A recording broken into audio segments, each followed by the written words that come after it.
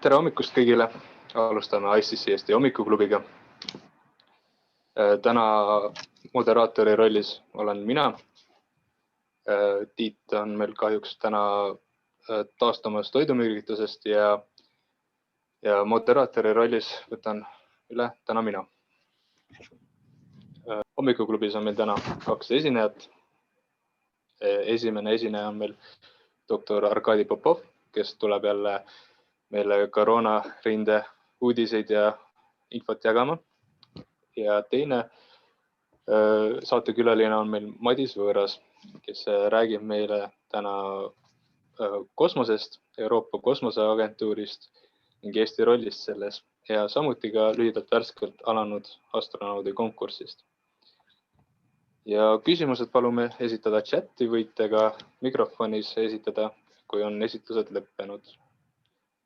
Ja minu poolt kõik ja kui te olete valmis, doktor Arkadi Popov, siis te võite alustada. Aga jah, tervist, et leppisime kokku, et räägin kiiresti täna 20 minutit, mitte rohkem, võib-olla läheb isegi vähem aega, sest olukord, nagu te teate, läheb aina paremaks ja praegu olukord meil siin Põhjaregioonis Euroopas on selline, nagu slaidi peal te näete, et Eesti hakkas ilusti alla tulema, et kui eelmine kord, kui me saime kokku, siis me olime kusagil siin peaaegu tipus või tipus. Täna me juba jõuliselt liigume allapoole ja Poola on natukene meist ees, et Poola on rohkem nakatanud kui meie, aga loodame, et seal ka lähevad asjad korda varsti. Et igal juhul Poolast tulevad meile nakatanud inimesed Eestisse tagasi, need, kes külastasid laagreid. Sportlased näiteks siin lääneregioonis tulid mingid spordilaagrist Poolast ja siis kõik olid nakatanud, nii et ka seal olukord on riik suur ja olukord on selles mõttes tunduvalt keerulisem kui meil. Kusjuures sellised üritused seal ei olegi üldse keelatud, nii et seal saab kõike teha. Et kui me praegu vaatame sellele olukorrale, mis meil siin toimub Eestis, siis nakatumiskordaja on läinud ilusti allapoole, meil on 0,8 nakatumiskordaja R ja ta on selline igal pool. Et teistes regioonides, mitte ainult Harjumaal on ta alla läinud, aga ka Ida-Virumaal, Tartumaal ja nii edasi. Et sellega on olukord päris ilus ja nakatamise prognoos on lähtudes sellest, et see nakatamiskordaja jääb püsima samal tasemel. Ta võib muutuda veelgi paremaks, aga see on nagu ikka ennustamine. Kõik sõltub sellest, kuidas meie rahvas ikkagi käitub, siis võib oodata, et mai alguseks on meil olukord selline, kus ainult 200 100 000 kohta. Et paljud inimesed on selles osas skeptilised, et nii ta läheb. Aga iseenesest vaadates numbreid, ma ütlen, et see prognoos suurema tõenäosusega täidub, mis muidugi teeb meile rõõmu. Ja kui me vaatame praegu neid kõveraid, siis nakatumise dünaamika riigis ongi selline, et 2 nädalaga on alla läinud -33% nakatumise määr ja vanemate inimeste seas -39% läks alla. Et iseenesest me liigume õiges suunas. Reovee uuringu tulemused on sellised, mida saab interpreteerida nii ja naa, et siin kollased on kohad, kus seda viirust vähem, rohelised, kus olukord on väga hea. Et Saaremaa sai puhtaks praktiliselt ja siin teatud lõunaregiooni osad, Järva-Jaani piirkond on täiesti rohelised. Nii et loodame, et see pilt veelgi pareneb meil lähitulevikus. Ja ilus langustrend on kõikides vanusegruppides, nii vanemate inimeste hulgas kui ka nooremate inimeste hulgas, need, kes ka peaksid tööl käima, et igal pool on olemas ilus langustrend, suurepärane tulemus.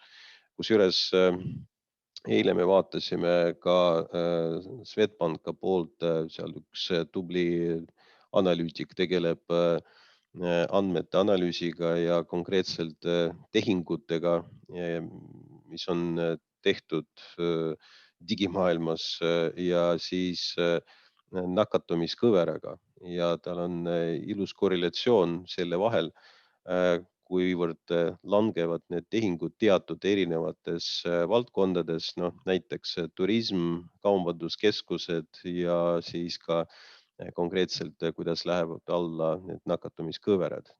Et iseenesest oli väga selge korrelatsioon selle vahel, siis kui kaubanduskeskused läksid kinni, siis ka nakatumiskõver hakkas alla tulema, nii et ma saan aru, teie jaoks tundub see väga halb uudis, et aga tegelikult nii ta ongi. Ja kolled, mis on praegu meil esikohal, on ikkagi töökohad. Endiselt moodustab 67%, samas kollete arv on langenud võrreldes eelmise nädalaga, mitte väga palju, aga ikka. Nii et summaarselt võib öelda, et olukord on stabiliseerumas vaikselt. Siis Suurbritannia tüvi 80,7% moodustab praegu ja siin vaikselt tõstab pead Lõuna-Aafrika Vabariigi tüvi. Ei saa öelda, et väga jõuliselt, aga samas ei saa välistada seda, et ta varjatult kusagilt meil Eestis levib. Nii et me teame, et selle tüve suhtes ei ole väga efektiivne AstraZeneca vaktsiin ega ka teised vaktsiinid on praegu ikka küsimärgi all. Nii Pfizer kui ka Moderna. Et see võib olla potentsiaalne probleem tulevikus, aga kõik sõltub sellest, et kuivõrd levinud on haigus üldse tervikuna. Nii et Lõuna-Vabariigi tüvi ise ei ole ohtlik juhul, kui meil on üleüldine nakatumise määr on alla surutud.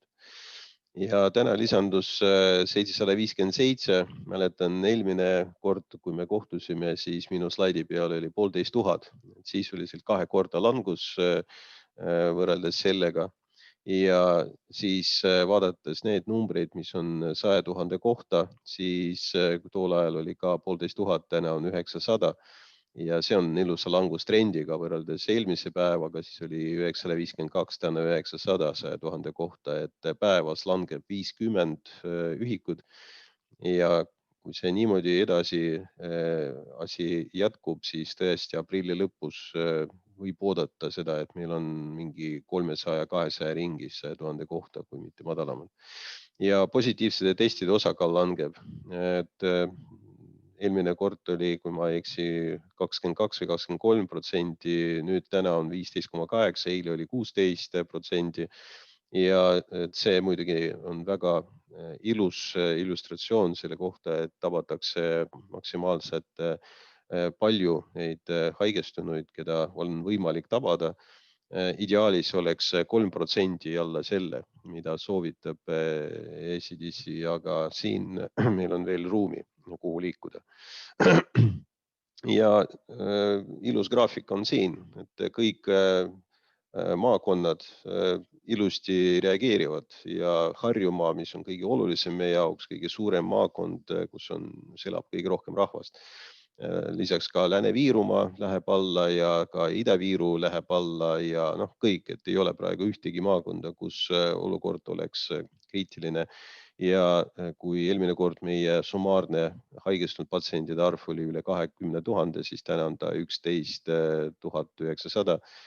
Et ilus pilt ja Tallinna linnas olukord on nüüd tunduvalt paremaks läinud, nakatumisnäit on siin Lasnamäel, tool ajal ta oli 3200, nüüd on ta 1600.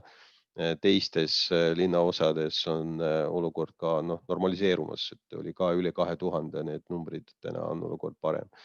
Pärnu linn on ise väike, seal ametlikult registreeritud 12 000 elanikku ja tänu sellele nakatumisnäit on kõrge, aga niisugune suhteline nähtus siin, sest lihtsalt elanikkond mis on sinna registreeritud, suht väike ja mitte väga kõrge patsientide arv, 262 on see, mis annab kõrget suhtarvu. Ja vaktsineerimise osas olukord tundub paremaks läinud, väga tublisti vaktsineerinud ennast Saaremaa, Hiiumaa, Läänemaa ja ka Jõgevamaa, siin lõunaosa suhteliselt hästi. ja Harjumaal on nüüd 16,2% ühe doosiga tehtud. Samas väga palju tööd oli siin tehtud nädalavahetusel Medicumi ja Confido poolt, olid moodustatud need suured vaktsineerimiskeskused ja probleemiks minu jaoks on vaktsineerimiskeskuste korraldamisel on see, et kuidas välja valida õige kontingent, sihtgrupp, kes peaksid sinna tulema. Minu isiklik arvamus, et riskigrupid peavad vaktsineerimist saama oma perearstide juures ja rahulikus keskkonnas ilusa arstliku kontakti loomisel ja siis, kui õde rahulikult saab seletada, mis ja kuidas, välja selgitada kõik riskid ja ära seletada riskid, mis võivad olla seotud vaktsineerimisega, sest inimesed murelikud. Aga massvaktsineerimine nagu selline ongi noorematele inimestele mõeldud, kes on aktiivsed, kes saavad läbi interneti ennast registreerida ja siis see olukord ongi massiline, ilma küsimusteta. Tulid, sa juba otsustasid, sul ei ole küsimusi, kas sa teed või ei tee, ei kõhkle, sa lihtsalt vaktsineerid ennast ära ja lähed minema. Nii et selleks ongi vaktsineerimiskeskused. Ja Ida-Virumaal on olukord ei ole kõige parem, aga võrreldes teiste maakondadega, aga on juba pisut paremaks läinud. Ja haiglad elavad täna ka rahulikumalt.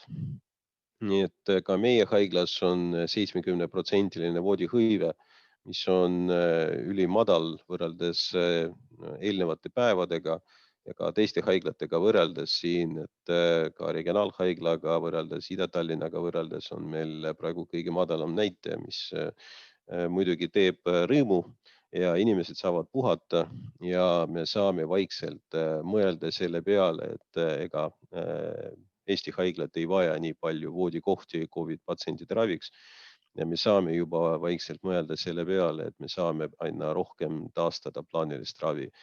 Ehk see protsess on veel pikk ja me saame sellega liikuda step by step nädalate kaupa, aga ilmselgelt me ise kõik tahame sellest olukorrast välja saada ja välja tulla ja et meie normaalne haiglaelu taastuks ja meie patsiendid hakkaksid saama tavapärast abi meie käest. Et 710 eelmisel nädalal ja 622 täna on haiglaravi vajavate inimeste arv -12%.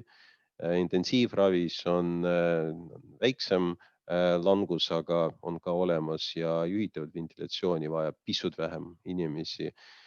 Nii et positiivne trend on siin igal juhul olemas, nii nagu me arvasime, et umbes nädalase viivitusega haiglaravi hakkab taastuma ja vajadus langeb, et vahepeal meil oli käivitatud väga aktiivne patsientide transport Tallinna ja Tartu vahel ja Tallinn-Pärnu. Iga päev 2, 3, 4 kiirabid 2 patsiendi kaupa olid siis suunatud Tartusse või Pärnusse, nii Tallinnas kui ka Rakveres kusjuures, aga nüüd enam me ei kasuta praegu seda Tallinn-Tartu COVID-rongi, nagu me seda nimetame, et ka täna see jääb ära ja vaikselt olukord läheb normi, aga sinna on veel pikk tee minna. Ja nii mulle tuli siin eile õhtul kiri, et kuna ma eelmises presentatsioonis mainisin, et COVIDil on erinev mõju inimestele sõltuvalt geneetilisest eripärast, et siis ma siin tõin paar artiklit, mis seda tõestavad ja selle kohta räägivad. Et ma arvan, et selleks ei pea geneetik olema, et kahtlustada, et geenid mängivad rolli selle COVIDi puhul, sest me teame, et umbes 10% COVID patsientidest põevad seda asümptomaatiliselt. Et ei ole ühtegi sümptomit, aga inimene on viiruse kandja ja nakkusohtlik teistele. Siis circa 70% haigetest köhivad ja circa 65%, kellel kaob näiteks maitse taju ja siis nad ei tunne lõhnasid. ja lisaks sellele suur nõrkus esineb umbes 50% juhtudel ja nii edasi, et umbes 6-7% põeb Covidit koos kõhulahtisusega ja oksendamisega. Nii et siin on väga erinevad sümptomid ja erinevad inimesed reageerivad sellele haigusele erinevalt. Seega ja hospitaliseerimise vajadus on ainult tegelikult valitud patsientidel 4-7%.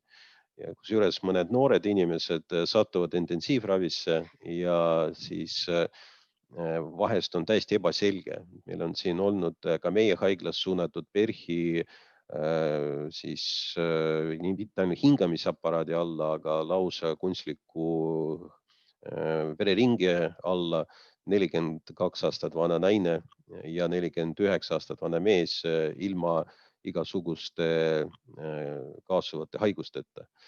Ja siis tõepoolest on olemas sellised kromosoomi deviatsioonid inimestel, mis olid juba välja selgitatud 2020. aastal. Kuna ma ise ei ole geneetik, ma ei hakka siin teile neid nimetama, et mis on need kromosoomid 19B ja 3B ja nii edasi.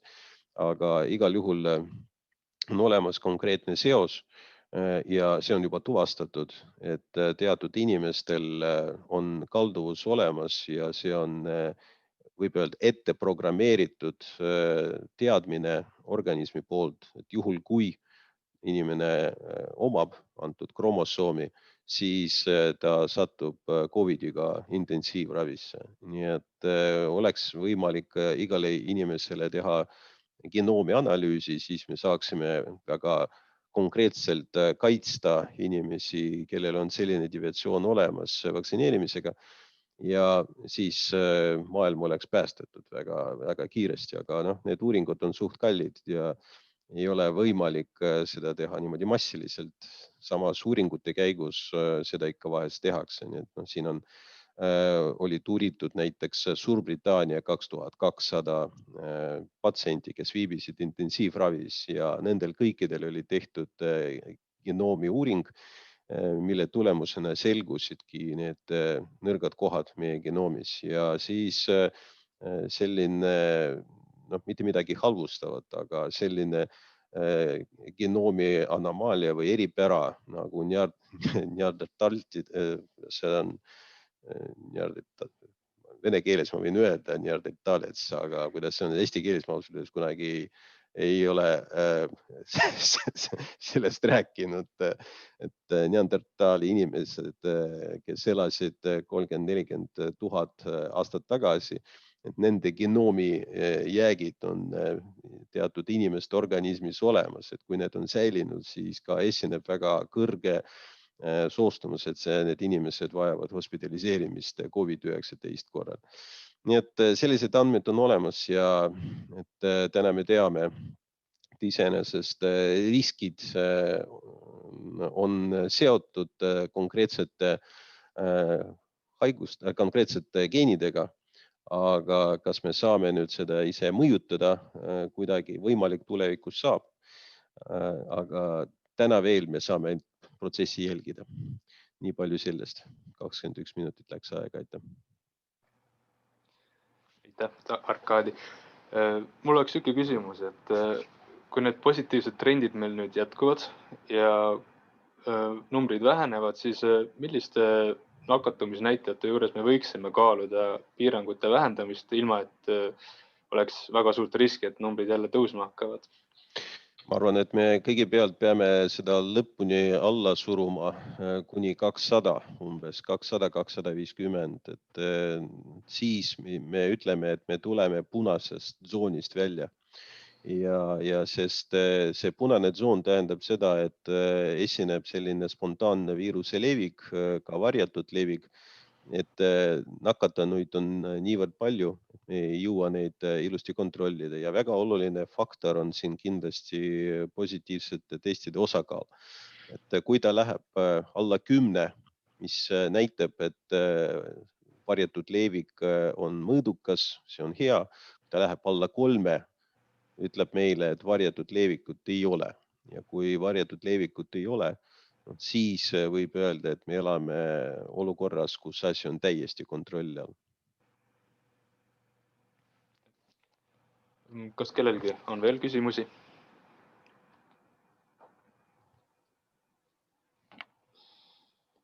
No kui küsimusi rohkem ei ole, siis suured tänud, doktor Arkadi Popov, veel kord tulemast meile ja leidmast aega meie jaoks. Aitäh ja täiega. Aga meie läheme edasi saate teise teemaga ja Madis Võõras on meil täna teine saate esineja. Palun, Madis. Nii, tere hommikut. Ma loodan, et te näete mu slaidi. Ja on ilusti näha. Kõigepealt suured tänud nende heade uudiste eest doktor Popovilt ja siis teised suured tänud Tiidule, kes kutsus mind täna esinema. Ja ma räägin siis kosmosest. Ja hakkame pihta sellest, et kus ta siis on. Kosmos on kokku lepitud alates 100 kilomeetrist maast. Selle 100 kilomeetri kõrguselt näeb sellist pilti ja see on nüüd see piir, kuhu siis oleks võimalik suhteliselt odavalt jõuda kasutades kosmoseturismi vahendeid. Aga kosmos iseenesest on äärmiselt suur ja kui me toome siin näiteks kas või ühe aparaadi, mis saadeti välja 77. aastal, siis tal kulus 36 aastat selleks, et väljuda päikesesüsteemist. Meie kõige lähemad tähed on 4 valgusaasta kaugusel ja kujutada ette tähtede vahelisi reisi on küllaltki keeruline. Nüüd, kui me räägime kosmosest, siis tuleks vahet teha sellel, kas me räägime sellest kosmosest, mis on maalähedane ja põhiliselt me räägimegi selleks, et seal on meil väga palju teha ja meil on võimekus seal midagi teha. Nüüd kaugemale minek nõuab juba väga suuri ressursse, aga sellega loomulikult tuleb samuti tegeleda ja nagu te näete siin pildi peal, siis maast järgmine planeet on Marss. Ja sinna on kindlasti plaanis varsti minna ja seal Marsi taga on üks kividerõngas ja sealt tulevad meile siis külla need asteroidid, millega pihta saada me ei taha. Kuidas saab kosmosesse? Kosmosesse saab kiirusega, tähendab sellele objektile, mis tuleks saata siis maa lähedasele orbiidile, tuleb anda piisavalt suur kiirus. Ja põhimõte on tehniliselt on ta isegi väga lihtne, et siin on siis tegemist tsentrifugaaljõuga, mida omakorda tasakaalustab gravitatsioonijõud ja see kiirus peab tingimata siis liikuma mööda maapuutujat, sellega tekib siis sellel objektil võimalus püsida kosmoses ja need kiirused on tõesti väga suured, 7,9 kilomeetrit sekundis ehk 28 000 kilomeetrit tunnis on see kiirus, millega jääb objekt maa orbiidile püsima. Ja nüüd ma üritaks näidata teile ühte väikest filmi, mis on siis võetud välja BBC dokumentaaldraamast Kosmose võidujooks. Ja siin esimeses osas siis räägib Koroljov sellest, kuidas ehitada rakett, mis viiks võimalikult suure koormuse orbiidile. Ja see näitab seda, et sellel ajal, kui Nõukogude Liidus ehitati tõsiselt kanderakette, siis Ameerikas Werner von Braun käis mööda Rotary klubisid ja tegi sellist üldist propagandat. Ehk siis, kui rakett saavutab teatud kiiruse, siis ta liigub maa orbiidilt ära. Ja neid rakette on siis toodetud ja arendatud tänaseks massiliselt ja nende arendamine jätkub ja jätkub just nimelt selles suunas, et jõuda taaskasutamiseni, millega siis kõige edukam on on kindlasti ameeriklaste erafirma SpaceX, kuigi siin reservatsiooni korras tuleb öelda seda, et see SpaceX on ikkagi USA valitsuse ja siis konkreetselt NASA kaudu väga oluliselt subsideeritud. Selle pildi peal on erinevad raketid, mida kasutab ka siis Euroopa Kosmoseagentuur ja siin siis kõige tuntum nendest on Ariane 5, mis on siis selline Euroopa kosmose tööhobune. Nüüd selleks, et kosmosesse saada, on vaja ehitada kosmodroom ja kosmodroom peab asuma õiges kohas. Euroopa Kosmoseagentuuri kosmodroom ehk Euroopa Liidu kosmosesadam asub Prantsuse Guyanas Guyanas, Kourous ja asub seal sellepärast, et see on võimalikult lähedane koht ekvaatorile, sellepärast, et ekvaatorilt saab lisahoogu. Ja need orbiidid ümber maa on siis lähedased, keskmised ja kaugemad. Geostatsionaarne orbiit on nendest siis kõige hinnatum, sellepärast, et see on selline koht, kus siis satelliit ripub täpselt sama koha peal kogu aeg ja selle kaudu pandi käima siis omal ajal satelliitkommunikatsioon ja kosmose televisioon. Nüüd kosmosetehnoloogiad jämedalt jagunevad kaheks. On nõndanimetatud ülespoole tehnoloogiad, mis siis viivad tehnikat, tehnoloogiat maalähedastele orbiitidele ja allapoole tehnoloogiad. Ja need allapoole tehnoloogiad on nüüd oluliselt kasulikumad kõigile inimestele, sellepärast, et neid kasutab kogu maailm ja kasutab massiliselt. Ülespoole kosmosetehnoloogiad kujutavad endast siis kõigepealt kosmoseaparaatide ehitamist, kanderakettide tegemist ja nende juhtimist ja info vahetamist ja nüüd allapoole kosmosetehnoloogiad on kõige jämedam jaotus 3 põhitehnoloogiat ehk satelliitkommunikatsioon, satelliitnavigatsioon ja maakaugseire.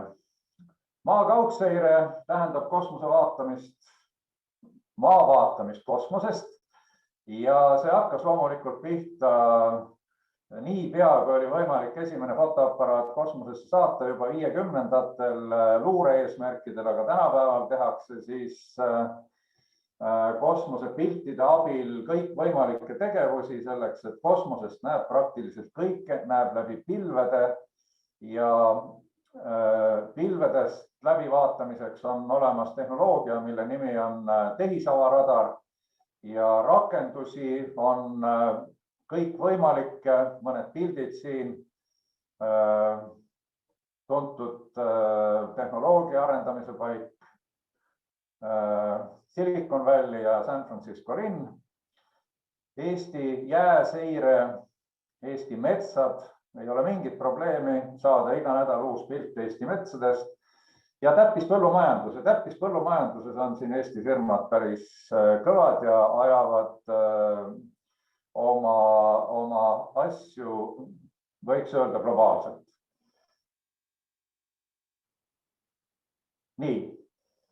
Ja Euroopa tasandil siis kogu maakaugseiret korraldab Euroopa Liit läbi oma Copernicus programmi ja selleks, et tuua Copernicus programmi nii-öelda kosmosepildid maale, on meil siis Maa-ameti juures selline asutus või struktuur, mille nimi on SH. Ei hakka siin nendel teenustel pikalt peatuma, aga kasutajad saavad sealt tasuta ligi nendele piltidele, mis satelliidid Eestis teevad.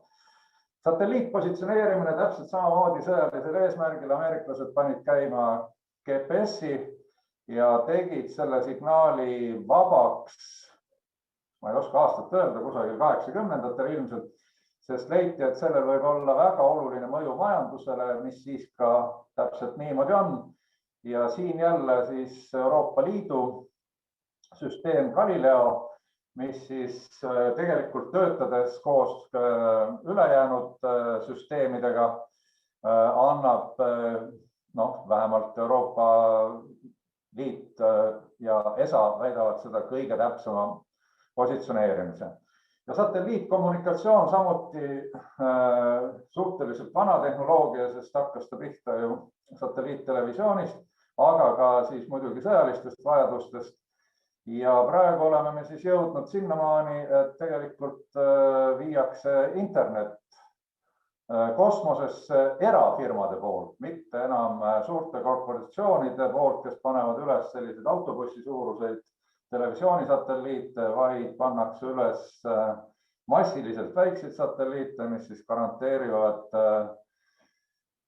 kiire interneti kättesaadavuse globaalselt kõikides paikades ja võib-olla kõige kuulsam nendest projektidest on siis Tesla Starlinki, Elon Muski projekt, kus on tal plaanis orbiidile viia 12 000 satelliiti madalale orbiidile, 550 kilomeetrit maas ja vaatasin värskelt järgi, neid on seal siis hetkel 1200 tükki ja sõidutatakse neid taevasse korraga niimoodi 5-60 kaupa.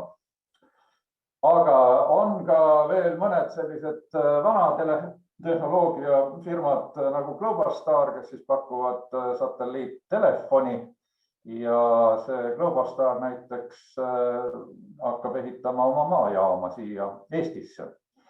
Nüüd inimene kosmoses on kindlasti popp teema ja tuletan siis meelde, et 12. aprill 61 käis Juri Gagarin ja tegi oma ühe tiiru, aga sellest ajast saadik on siis kosmoses käinud kusagil 800 inimest ja põhiliselt käiakse siis praegusel ajal rahvusvahelises kosmosejaamas selleks, et kuu peal käidud pole tükk aega. Aga kuu peale tahetakse varsti minna ja juba siin päris mitu aastat on siis seda juttu erinevate narratiividega räägitud. ESA endine peadirektor tõi välja sellise mõiste nagu kuuküla, et teeks midagi koos. Aga praegu paistab küll niimoodi, et sellest koos tegemisest midagi välja ei tule ja kõik teevad ikkagi eraldi oma käe peal, aga sellised kaks suuremat kampa võib ikkagi välja tuua ja need on siis Ameerika NASA programm Artemis, mille lõppeesmärgiks on viia inimene Marsile ja mille sees on siis disainitud inimeste lennutamiseks nõndanimetatud Orion kapsel ja selle kapseli teenindusosa, selle osa siin teeb Euroopa Kosmoseagentuur ja tänu sellele Euroopa Kosmoseagentuur saab nendele missioonidele saata Euroopa astronaute. Et kui me lõpus räägime astronautidest, siis see on nüüd see koht, kuhu neid astronaute tegelikult praktiliselt ka vaja hakkab minema. Aga on veel kõvem mees ja veel kõvem mees on siis Elon Musk, kes lubab viia 1 miljon inimest Marsile ja esimese juba aastal 2025.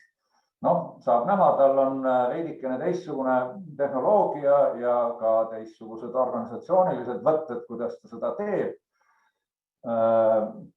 Samal ajal Artemis programm on jah siis see, mis on nagu selline suhteliselt kindla põhjaga ja kindlasti viiakse ka ellu vaatamata sellele, et Ameerikas on uus valitsus ja NASAl on uus administraator. Nüüd ei saa mööda minna sellest, et kosmoses käimine ei ole päris tervislik ja kosmoses on ohud. Ja kõige suurem oht on kiirgus, kosmiline kiirgus ja seda tuleb kahest kohast. Tähendab, kõigepealt tuleb teda meie oma päikeselt. Päikeseloited paiskavad laetud osakesi suures hulgas ja juhul, kui näiteks maa või mingi kosmoseaparaat nendega pihta saab, on tulemused tagajärjed väga ebamugavad ja siis on süvakosmose kiirgus ja sealt tuleb nüüd siis tõesti kõikvõimalikku kiirgust, mis ei mõju inimesele hästi. Selle suure pildi peal on näidatud siis seda, et üks päev kosmoses annab inimesele sama palju kiirgust, kui ta saaks seda aasta jooksul maa peal. Aga mis meid kaitseb seal maalähedasel orbiidil vähemalt? Meid kaitseb maa magnetväli, nagu te siin sellel pildil näete. Aga tuleb tunnistada, et sellel maa magnetväljal on üks anomaalia koht ja see anomaalia koht on nõndanimetatud Lõuna-Atlandi anomaalia, kus siis maa magnetväljal on selline nõrgenemise tsoon ja see nõrgenemine kogu aeg jätkub ja ennustatakse, et mingil ajal toimub maa peal magnetpooluste vahetus. See mõjub astronautidele, kes siis lendavad näiteks rahvusvahelises kosmosejaamas sellest kohast üle väga ebasobivalt, ebamugavalt. Lisaks on kosmoseprügi suur probleem. Registreeritud objektide arv on väike, aga neid objekte, mis võivad kahju tekitada, on tänaseks juba miljoneid. Aga samal ajal õnneks on ka kosmos piisavalt suur, et isegi rahvusvaheline kosmosejaam on küll saanud pihta erineva kosmoseprügiga, aga sellist suurt auku ikkagi sisse ei ole tulnud. Päikesepaneelid saavad põhiliselt kahjustada. Nüüd Eesti ja kosmos. See pilt tehti 2015, kui Eesti sai Euroopa Kosmoseagentuuri liikmeks. Ja selleks, et seda liikmelisust valitseda, on loomulikult vaja luua vastav struktuur ja siis mul on hea meel näidata enda asukohta selles struktuuris. Me oleme siis ettevõtlus-arendus sihtasutuse sees tegutsev Eesti kosmosebüroo ja selle büroo nime võtsime sellepärast, et oleks võimalik rahvusvaheliselt arusaadavalt kommunikeerida meie tegevusi, aga loomulikult on siis kõik tegevusi määrav organ parlament, valitsus, parlamendi sees on kosmose toetusgrupp ja siis peaaegu pooled ministeeriumid tegelevad kosmose teemadega ühel või teisel kombel, aga põhiministeerium, Eesti kosmoseministeerium on majandusministeerium. Meil on suured ambitsioonid. See 80 miljonit on muidugi ilus ja suur number, aga see on ka siis number 8 aasta peale, ehk siis me oleme vähemalt eesmärgi seadnud kõrge ja suur osa sellest rahast liiguks siis läbi kosmoseagentuuri, keda me kasutame Eesti jaoks kui hangete agentuuri ja nüüd kogu selle Euroopa Kosmoseagentuuris olemise põhjendus on ikkagi majanduslik mõju ja ma võin öelda seda, et käesoleval hetkel on Eestist registreerunuid ettevõtteid ja ka ülikoole ESA hankijate andmebaasis 85 ja eelmisel aastal Eesti ettevõtted, ülikoolid tegid ESA-ga 22 lepingut mahus 4,4 miljonit eurot. Ja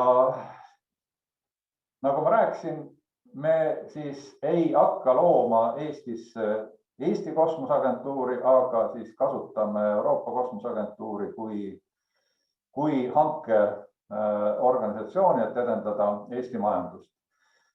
Kosmoseagentuuri eelarve Euroopa Kosmoseagentuurist nüüd paar sõna. Eelmisel aastal 6,7 miljardit eurot ja tuleb tunnistada, et siis Eesti on selline kõige väiksem panustaja, aga samal ajal sugugi mitte kõige vähem tähtsam. Et me oleme leidnud kosmoseagentuuris endale kindla niši ja selleks nišiks on siis eeskätt digivaldkonnaga seotud teemad ja küberkaitse. Nüüd kosmoseagentuuri puhul on üks fundamentaalne põhimõte, mis on taganud selle, et see süsteem on püsinud koos 50 aastat ja see on see, et nii palju, kui iga riik sinna raha sisse maksab, on tal õigus saada kosmoseagentuurist tellimusi ja neid tellimusi üldjuhul antakse välja avatud konkursside korras. Samal ajal muidugi sellistele väiksematele riikidele nagu meie on siis ka eriprogrammid, kus on teatud eksklusiivsed pakkumised ainult Eesti ettevõtetele ja tuleb tunnistada seda, et siiamaani on meil nagu päris hästi läinud, seda raha tagasi toomist mõõdetakse nii-öelda tagastuskoefitsiendiga, mis peaks siis parimal juhul olema 1,0, aga Eestil on ta viimase kvartali andmete järgi 1,63. Siin taga on muidugi teatud tegevused ja trikid ja nipid, aga neidesse ma ei hakkaks praegu pühenduma. ESA töötab niimoodi, et saab valida programme, mis siis sobivad kõige paremini ettevõtetele ja siin on lihtsalt nende programmide loetelu. Mõned ettevõtted, ProExpert, CardTime, Spaceit, Cybex, meil on, võib öelda, 2 sorti ettevõtteid, kes teevad ESA-le lepinguid, on sellised suured ja mõjusad ja mitmesaja inimesega firmad nagu ProExpert, CardTime ja siis sellised,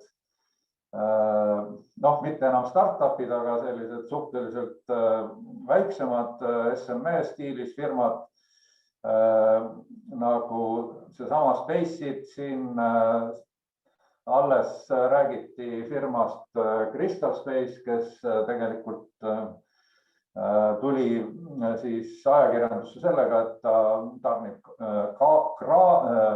kaamerat NASA kuumissioonile, aga sellel firmal on ka leping tulemas Euroopa Kosmoseagentuuriga. Nüüd kosmoseagentuuri äri on piiratud selle mahuga, mida me sinna sisse maksame. Kosmoseagentuur ei hakka tellima Eesti riigi ettevõtete käest rohkem, kui me sinna raha panustame, aga ESA-ga tehtud leping avab ukse nii-öelda rahvusvahelisse ärisse ja siin ei ole enam ühtegi piirangut, nii et leping kosmoseagentuuriga on nii-öelda kvaliteedimärk ja tunnustus, et selle firmaga võib asju ajada. Nüüd on veel üks teema ja see on see, et me siis 2017 asutasime Eestis kosmoseagentuuri äriinkubaatori. See asub Tallinnas ja Tartus, siin on Euroopa kaart.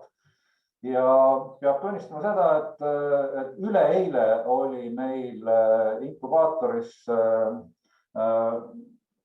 vastuvõetavate firmade taotluste hindamisvoor, taotlejaid oli seekord 4. Me valisime 3 tükki välja ja need 3 tükki olid kõik väga hiilgavad projektid. Ja tänaseks on siis seis selline, et meil on inkubaatoris 19 ettevõtet, nendest pooled on juba siis inkubatsiooni, mis kestab 1 või 2 aastat läbinud ja juurde tulla saab siis sellesse olemasolevasse inkubaatorisse, mille leping meil lõpeb selle aastaga ära, ainult 1 ettevõte. Nii et see on osutunud väga populaarseks ja tõhusaks ja nii mõnigi inkubaatori ettevõte on tänaseks juba hakanud tegema hoopis tõsisemat äri. Ja siin kiiresti lihtsalt pilt peale nendele firmadele, kes on praegu sees, nendele nii-öelda 3 siis tuleb juurde ja need on siis need, kes on sealt läbi käinud ja siit võib näitada selle sama Crystal Space'i, kellest sai just räägitud. Hepta Airborne värske uudis kaasas raha oma tehnoloogia arendamiseks, et inkubaator mõjub hästi. Nüüd loomulikult tahaks mainida seda, et me ei aja siin seda kosmoseagentuuri sugugi asja sedasi, et see on nagu mingi iseseisev ja ühes suunas tegevus, vaid me loomulikult siis paneme kõigile nendele kosmoseagentuuriga seotud firmadele taha ka siis EAS-i nii-öelda kogu tööriistakasti, kõik programmid, mida EAS võib pakkuda, on ka nendele firmadele avatud, nii et üritame siin leida sünergiat. Nii, aga nüüd inimestest. Tänu sellele, et me oleme kosmoseagentuuri täisliige, said siis Eesti kodanikud võimaluse asuda ESA-sse tööle ja siin on siis juunis 2018 tehtud pilt nendest inimestest, kes töötavad kosmoseagentuuri tehnoloogiakeskuses ja on hea meel tõdeda, et selle pildi peal on ainult need 2 pikka poissi, kes on nii-öelda meie poolt saadetud. Et teised on kõik ise kandideerinud, ise need võimalused endale loonud ja tänase seisuga on meil siis 2 ESA nõndanimetatud staffi liiget. Ma peaks selgitama, et ESA töötajaskond jaguneb 2. On nii-öelda staffi liikmed, põhitöötajaskond, kellel on sellised tingimused, et üldiselt enne pensionit sealt ära ei minda. Ja siis on kontraktorid ehk siis lepingulised töötajad ja kokku on neid siis kusagil 4000. Et staffi liikmeks saamine on suur privileeg ja on hea meel tõdeda, et tänaseks meil 2 sellist liiget on. Ja siin nüüd siis veidike hiljem tehtud pilt koos ministriga. Ja nagu te näete, juba on uued näod ja uued inimesed, et on äärmiselt hea meel tõdeda, et Eesti inimesed on väga võimekad, kandideerivad ESA erinevatesse programmidesse, on sellised stažööriprogrammid, aga nagu ma ütlesin, on meil ka siis täiesti ametlikud pikaajalised töötajad Eestist, kes on seal väga hinnatud. Nii, ja nüüd jõuame siis astronaudi teemani. See valik on siis avatud alates 30. märtsist ja siin selle pildi peal on siis viimane Euroopa Kosmoseagentuuri astronautide valik. Need inimesed on kõik käinud korduvalt kosmoses ja lähevad sinna veel. Aga seoses selle sama Artemis programmiga, millest ma rääkisin, tekib vajadus saada uusi astronaute. Ja sellepärast siis pani Euroopa Kosmoseagentuur üles astronautide kutse, mis on avatud kuni 28. maini sellel aastal. Ja asi on tegelikult siis väga lihtne, et tuleb minna nagu alati sobivale ja õigele internetisaidile ja täita ära esitada vastavad dokumendid, täita ära küsitlus ja esitada CV, motivatsioonikiri, passikoopia. Ja nüüd võib-olla veidi tõsisem asi on siis erapiloodi meditsiiniline sertifikaat. Et ei pea olema piloodi litsents, aga meditsiiniline sertifikaat peab siis selle sisseandmise juures lisaks olema. Nüüd muidugi on igasuguseid täiendavaid tehnilisi tingimusi, meditsiinilisi tingimusi, puht pikkuse osas näiteks astronaut ei tohiks olla lühem kui 153 sentimeetrit ja pikem kui 190 sentimeetrit. Soovitavalt ta peaks olema tehnika, meditsiini, infotehnoloogia valdkonna magister, oskama keeli, inglise keel loomulikult vabalt, aga kõik muud keeled, kaasa arvatud vene keel, tulevad kasuks ja nii edasi. Ja kogu protsess kestab siis 2 aastat, nii et 22 aasta novembris, kui toimub ESA järjekordne ministrite nõukogu, tahetakse siis need välja valitud astronaudid ka välja kuulutada. Nüüd, mida need astronaudid peavad läbima, on siis terve hulk kõikvõimalikke treeninguid, sukeldumine tuleb alati väga sukelduja litsents tuleb kasuks selleks, et veealuseid treeninguid on massiliselt ja treeningud toimuvad nii USAs kui siis Venemaal tähelinnas, sellepärast et see tehnoloogia, mis kosmoses lendab, on ikkagi kõikidest nendest riikidest pärit.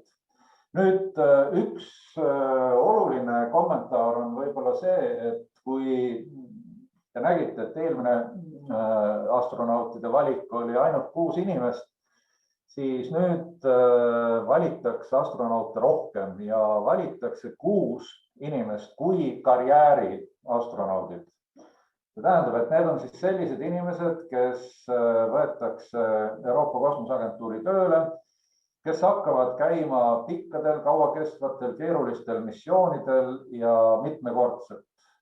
Ja sellele lisaks valitakse välja, mitte ei võeta tööle, aga valitakse välja 20 astronauti, kellest saavad nõnda nimetatud projektiastronaudid ja nemad moodustavad siis astronautide reservi ja neid kutsutakse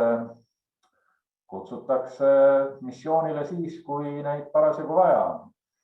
Ja nüüd muidugi kerkib teil kohe küsimus, et mis on siis Eesti kodaniku võimalused ja ma ütlen väga selgelt ja kindlalt ära, et karjääriastronauti Eesti kodanik ilmselt ei saa endale valida ja teda ei valita selleks, sest siin on teatud privilegeeritud seisundis ikkagi suured riigid, kes panustavad suuri summasid ESA kosmose avastamise programmi.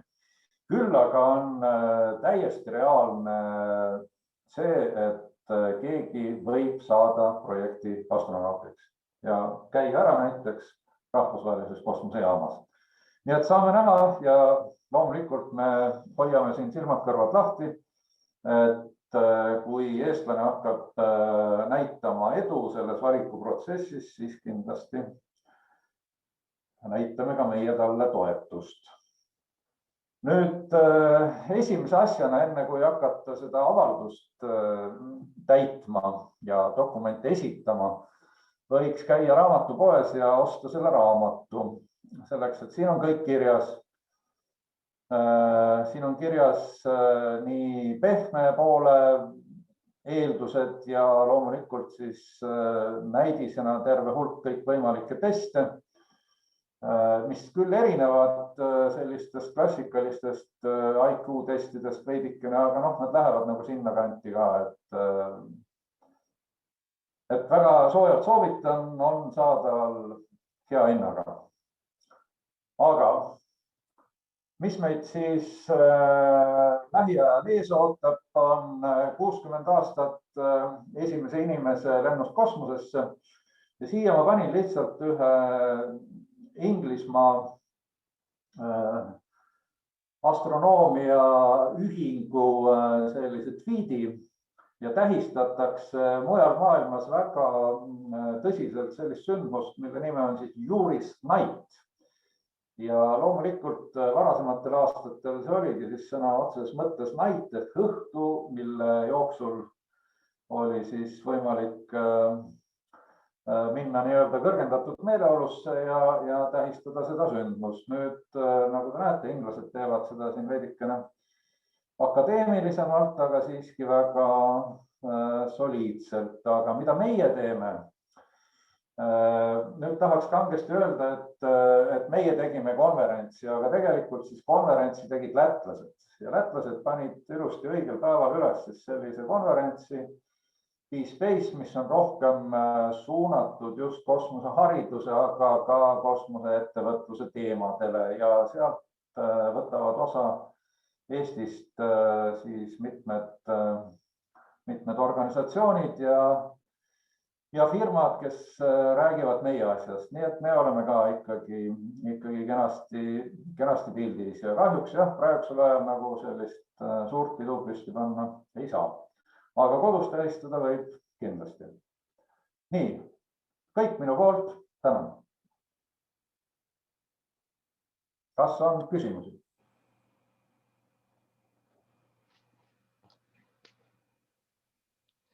Suured tänud, Madis. Küsiksin selle kohta, et need ESA kosmoseagentuuri hanked ja tellimused, et mis on kõige silmapaistvam või huvitavam hange, mida Eesti ettevõtja on kosmosesse saatnud? No siin kõige tõsisemad asjad on kahtlemata seotud nüüd tarkvaraga, aga eks ole, seda ei näe ja seda on nagu keeruline kirjeldada.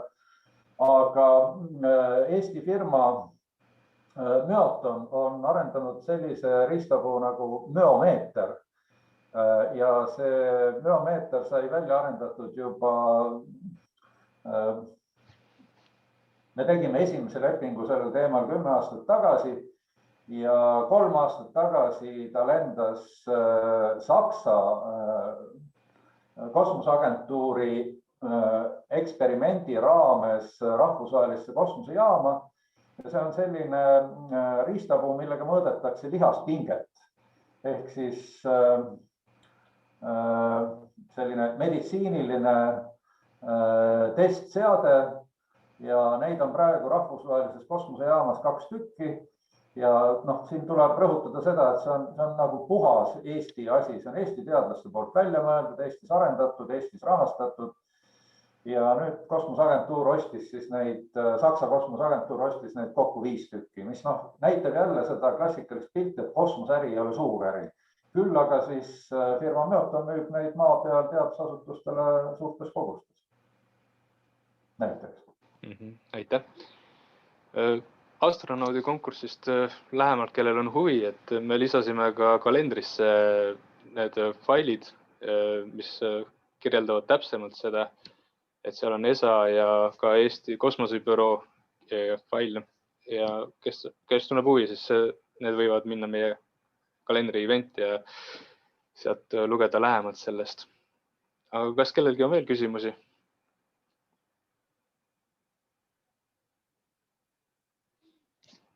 Kellegi küsimusi ei ole, siis suured tänud, Madis, ja edu teile astronaudi otsingutel. Aitäh!